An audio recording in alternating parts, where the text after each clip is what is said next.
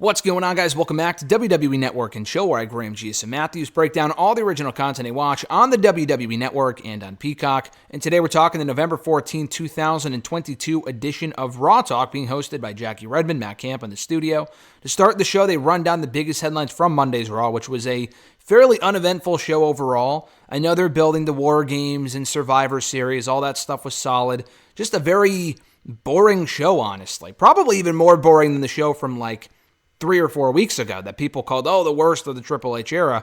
That show last night was pretty fucking boring. And that's coming from someone who has largely enjoyed Raw since Triple H took over. It has been an objectively better show. But last night's show was probably not one of their stronger efforts. That crowd was dead as fuck, and the matches weren't really overly exciting anyway.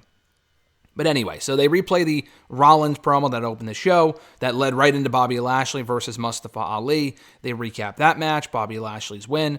Bobby catches up with Kathy Kelly backstage at Raw. Bobby says, listen, I learned very quickly lately. I learned, it kind of came to my knowledge in recent weeks that you got to take what you want here in WWE. And no one's going to stop me if I continue to hurt people, like Ali, like Rollins, like Theory, like Lesnar. He took out Lesnar, he took out the biggest bully in the yard, and now no one's going to want to mess with him, he said. He says he's still a nice guy, which I can attest to. I've talked to Bobby, he's a very nice guy, but he will hurt anyone who steps in the ring with him.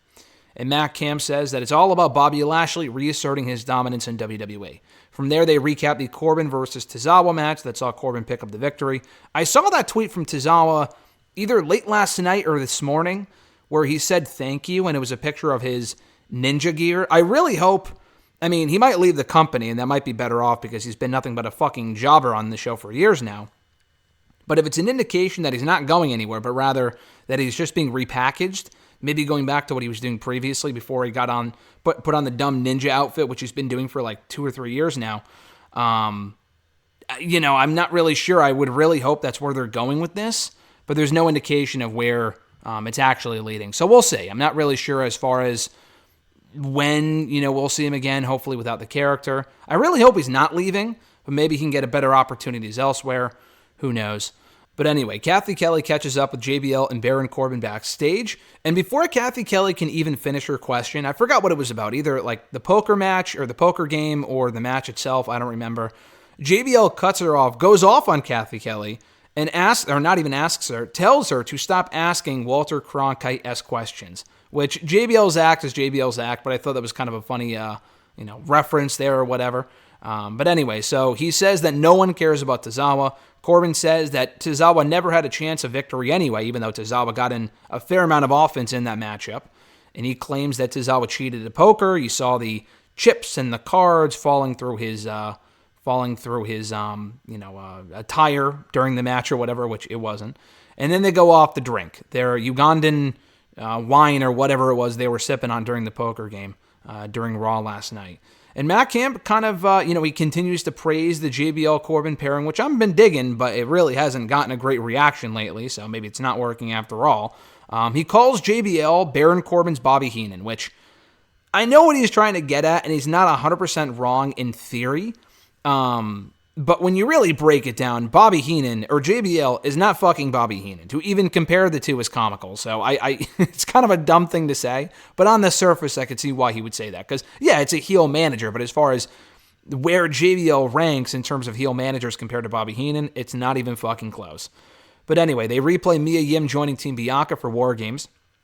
They preview said War Games matchup with Team Bianca taking on Team Damage Control. There's one spot remaining, and they question who will fill in that final spot. Matt Camp plays dumb. He says, we saw Dana Brooke lose the EOS guy tonight. If fucking Dana Brooke is the final spot in that match, who gives a shit? They mentioned Tamina because she faced Mia Yim on Raw. Again, who gives a fuck? Hopefully not.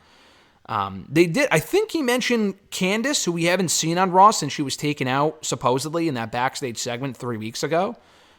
I would think. It probably could be Candice. The thing is, there's one spot left. They filled in Mia and Rhea on their respective teams last night. Whoever that final spot goes to, the pressure is on for it to be someone big. Now, it's not going to be fucking Trish Stratus or something, but that wouldn't even make any sense anyway. People are probably going to expect either Becky or Sasha. Doudrop is very possible, her coming back as Piper Niven. She has history, obviously, with Nikki Ash, Nikki Cross now.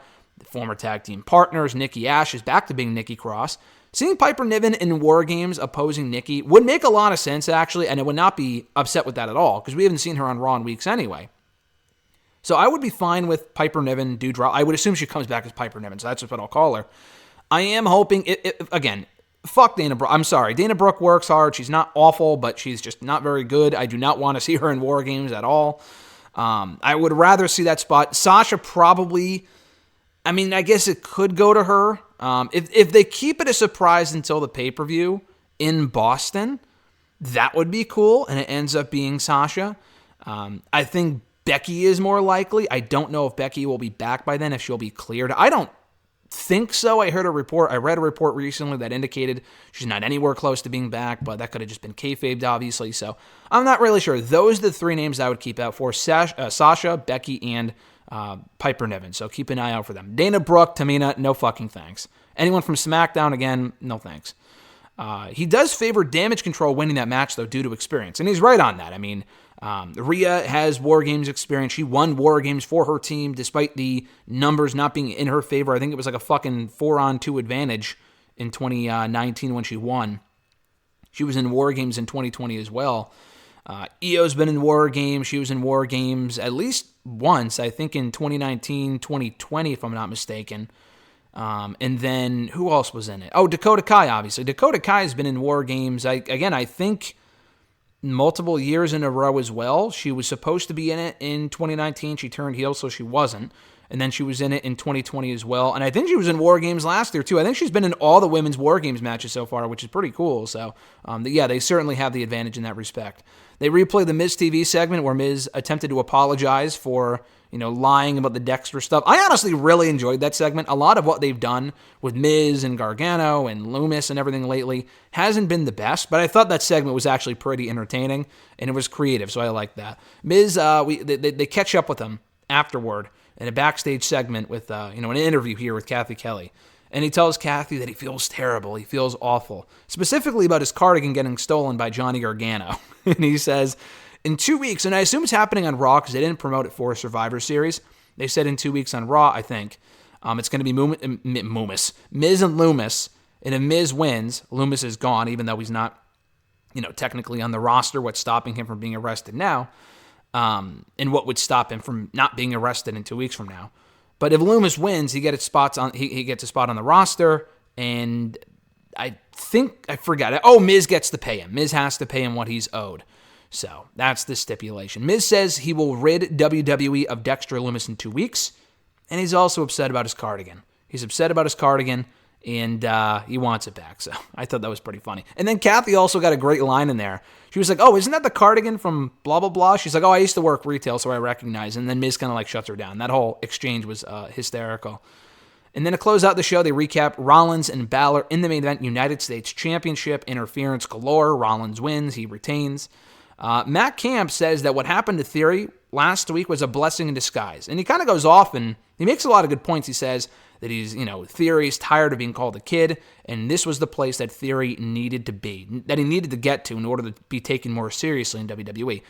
I agree with all of that, but like I was thinking last night while watching Raw, they could have gotten to the same exact place without booking him to look like a fucking loser. The cash-in was the worst of all time. I'm sorry it was. I mean, they could have accomplished that in another way by having him cash in differently on an actual world title. And I appreciate the explanation from Theory last night on Raw, but it still didn't make a whole lot of sense. He's been booked terribly for months now. I mean, they could have done this exact same thing without doing what they did last week on Raw. Just my opinion. They hype up AJ Styles and Finn Balor. Second time ever one-on-one, not only just in WWE, but in general. Something I did not know, Matt Camp says they were on opposing sides of a tag team match in 2008 in Japan, which I did not fucking know that. I had no idea about that. But their only other match one-on-one was in WWE at TLC 5 years ago. So they're going to run it back at Survivor Series. Looking forward to that. And they also promote Baron Corbin and JBL for the bump on Wednesday. So that was the Raw Talk edition from Monday. Fine stuff here. Miz's backstage interview was very funny with Kathy Kelly. JBL and Corbin more of the same. And Bobby was very good here. So some slightly above average stuff as far as the interviews goes. Everything else pretty standard stuff here on Raw Talk. Thank you guys for checking out my review. I appreciate it. Be sure to like the video, drop a comment, share the video, and subscribe to the channel for more daily content. Have a great one, guys. I'm Graham G. Matthews, and I'll catch your ass down the road.